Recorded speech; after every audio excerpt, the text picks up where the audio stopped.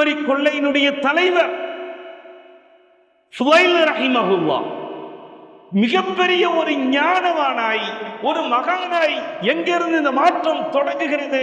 ஃபுதைல் பின் இயாத் ரஹிமஹுல்லாஹ் சொல்லுகிறார்கள், வழக்கத்தை போல் இரவு நேரத்தில் திருடுவதற்காக மேல் கூரையை பிரித்தெடுத்து உள்ளே இறங்க முயற்சிக்கிற பொழுது உள்ளே எட்டி பார்க்கிறேன், அந்த வீட்டுக்குள் ஒரு பெண்மணி தஹஜ்ஜத்தினுடைய தொழுகை தக்பீர் கட்டி தொழுது கொண்டிருந்தார்.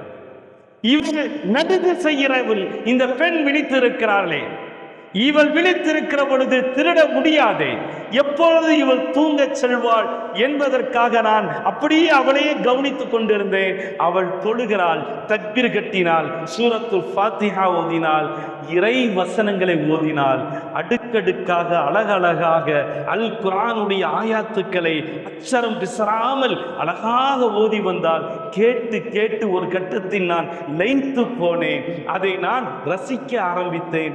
அந்த ரசிப்புக்கு இடையில் ஒரு திருவசனம் வந்தது, அலம் யஅனில் லதீன ஆமனு அன் தக்ஷா குலூபுஹும் லிதிக்ரில்லாஹ். இறைவனுடைய திருநாமத்தை கேட்கிற பொழுது இறைவனை அஞ்சுவதற்கான நேரம் உனக்கு வரவில்லையா என்ற அந்த திருவசனம் கேட்ட மாத்திரத்தில் நான் உலுக்கி விழுந்தேன். அல்லாஹ்வை பயப்படுறதுக்கு உனக்கு இன்னும் நேரம் வரலையாண்டு என்னையே அந்த குர்ஆன் கேட்டது போல், அவள் தொழுகையில் ஓதியது போல் அல்ல, என்னை நேருக்கு நேராய் அந்த குர்ஆன் கேட்டதை போல் இல்லை, இறைவனே என்னை நேரடியாக கேட்பதை போன்று நான் உணர்ந்தேன். உணர்ந்தவன் கை நடுங்கி கலகலண்டு ஆகி வேர்த்து விறுவிறுத்து பயத்தில் அந்த வீட்டுக்குள்ளாலேயே நான் விழுந்து விடுகிறேன். பதறியவள் கதறினாள், நீ பயப்பட வேண்டாம், பயந்தவன் நான் தான் என்று சொல்றேன். நீ பயப்பட வேண்டாம், பயந்தவன் நான்.